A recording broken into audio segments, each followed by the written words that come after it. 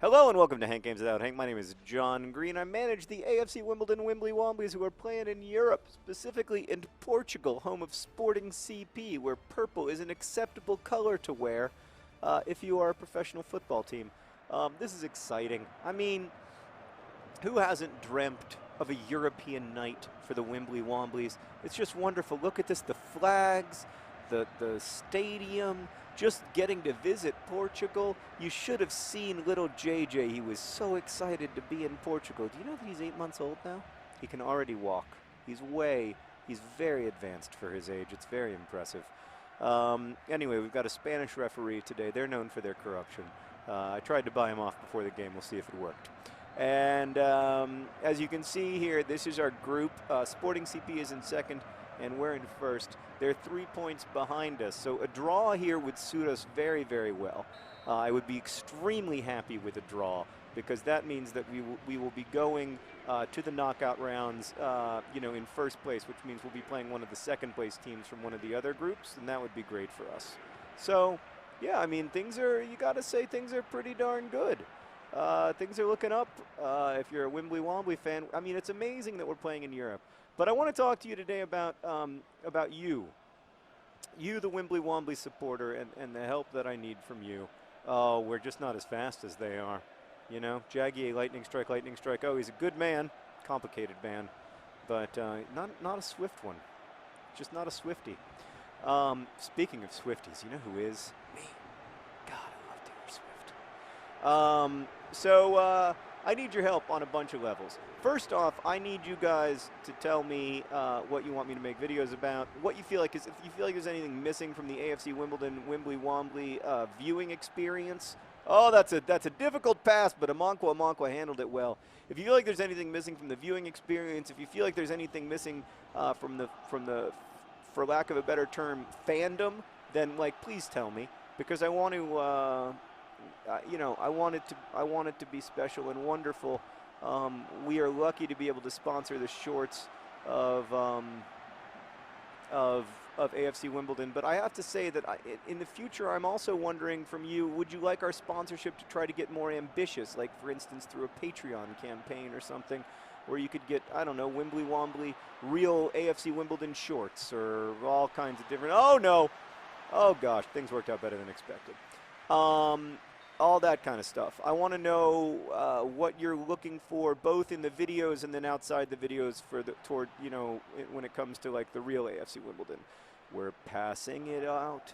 We're passing it out. AFC Wimbledon, we never hit X. We just don't believe in hitting X. It's not who we are as a club. We like to pass the ball out of the back. Oh, that's what it should be. We're passing the ball. We're passing the ball, AFC Wimbledon. Oh God, we never hit X. I just hit X actually, ironically. Ha! How do you like them apples? Then the second thing I need your help for is I need your FIFA help. As you can see, I've gotten way better at FIFA. Remember when I used to pass the ball out of bounds a lot? And now, oh, wow, what a move from Jaggy. Lightning strike, oh! He wants it. Paul John Green wants it to happen. Oh, that was frustrating because I wanted other John Green in that situation to be a man and to get in on the ball, maybe do an outside the box lightning kick? No, bicycle kick. The way that, you remember that one time that Dini did that, Meredith? It was the best feeling I've ever had in my whole life. I want to say that when my children were born was the best feeling I've ever had, but it wasn't. It was when Dini did that bicycle kick from outside the box, and it slow motion rolled into the goal. Oh, that's as good as it can ever feel. Yeah, so I want to talk to you about our club's ambitions. Everything worked out better than expected. Both our club's ambitions for our sponsorship of the real-life AFC Wimbledon, should we try to grow that? Should we be content to be the back of short sponsor? But in a perfect world, of course, I'd love to support AFC Wimbledon more because I'd love for them to have more money to buy more players so that hopefully they can make it to League One, because then they would be in the same league as the franchise from Milton Keynes. And I think it would be the ultimate kind of statement to have made it all the way back to where they would have been if they just hadn't had their club stolen from them in the first place. I think that would be beautiful and wonderful. So I'd love to be able to try to support them in that. And also, they're just a great club. I mean, they are, you know, they're so family friendly. They're the first football club to come out against homophobia. They do anti-homophobia work every year. They have a great youth club. They work really hard to, they have a great women's club, much more so than most teams in their league, and like really invest in women's football, which I think is awesome and unfortunately extremely rare in the UK. I don't know. I just love, there's really nothing not to love about AFC Wimbledon so far as I'm concerned. That was a foul. Thanks for calling it. Wait, no, it's halftime.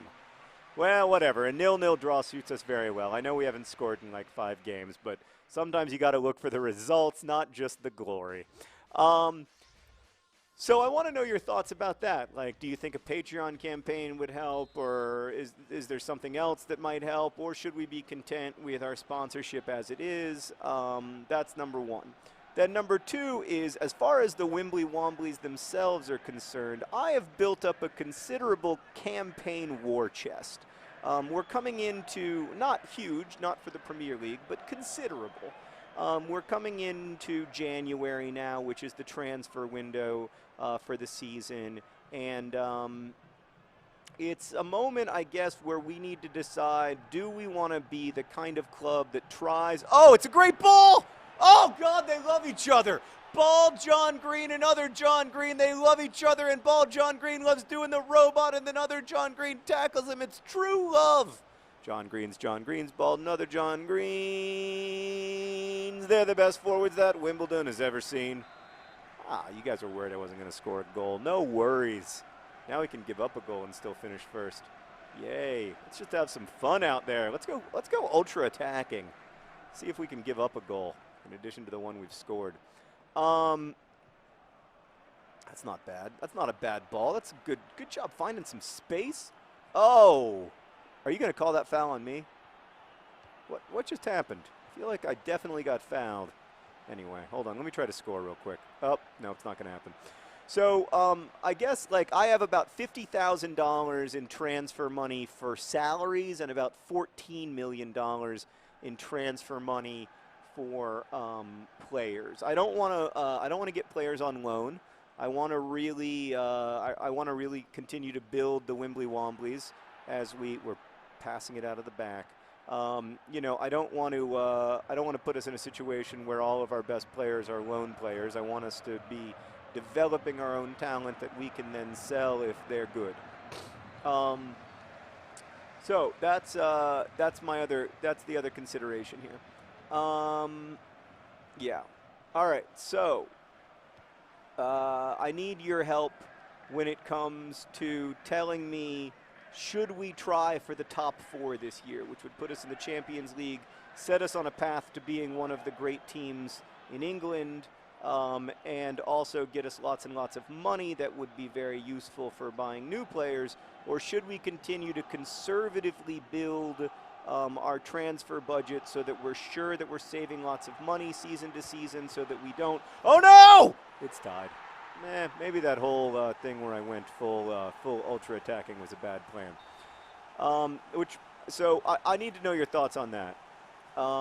Should we try to become a big club this year and really give it our all, spend our whole transfer budget, or should we not?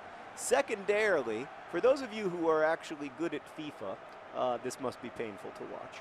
But I want to know if you have any tips or tricks, if there's anything that you'd like to see me do that I don't do that infuriates you, other than passing it out of the back, because that's one thing that I just won't give up. I believe in it as a strategy, you know, the way that like Rafa Benitez used to believe in zonal marking on corners, even though it led to like hundreds and hundreds of goals. You've got to have a philosophy in this world, and my philosophy is to pass it out of the back. So other than that, you know, if you have suggestions for particular players I should buy, I mean, bearing in mind that I can't afford like really first-rate players. That's a great pass, John Green, but there was nobody out there.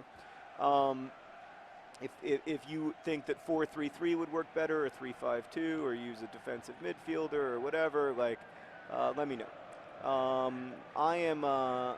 We've got the other thing that we've got is a really unbalanced squad right now, as I'll show you.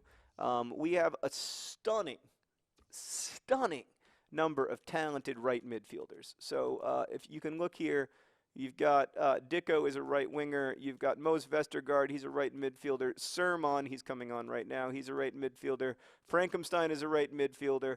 You know, like we've got a really, really good right midfield. So much so that I usually play midfielders. I usually play right midfielders on the left side just because, you know, because I don't have any left midfielders. So I'm going to try to balance the squad a little bit. But any other thoughts that you have about what we could do? Also, I'm not giving up making 3 substitutions all at once. That's just good practice. I've seen the pros do that. Sunderland did it in a game recently, I think. It was very impressive. Didn't work, but it's very impressive. Sermon's on the ball. Oh, he's always trouble. He's always trouble on the ball. Oh, John Green couldn't finish. Devastating. That would have been a great win for us. Oh, I mean, we don't need to win this game, but it's always good for morale. You don't like losing. That's nice. That's nice. Oh, ball John Green with it. He had a nifty little move there. But like so much effort in this world, it came to nothing. Oh, and then John Green passes to the wrong side of his husband. Other John Green, he's really stepped back. Have you noticed that? It's the other thing I'd say is we've got Dicko and Deeney. I don't know if we really need more striking power, but it's true that other John Green has become much less of a finisher and much more of a, he's a setup man because he just doesn't have the pace that he used to now that he's 33 and a father. So these are all things I need your help and input about, also suggestions for what you want me to make videos about. I want to hear from you so that we can make, I just want to, you know, I want to make it together. We're making this together. I'm not making it for you. Anyway, congratulations to the Wimbly Womblys on achieving precisely what they needed to achieve today, ensuring that they go into the Europa League knockout round in first place in their group. I'm psyched. Thanks for watching. Best wishes.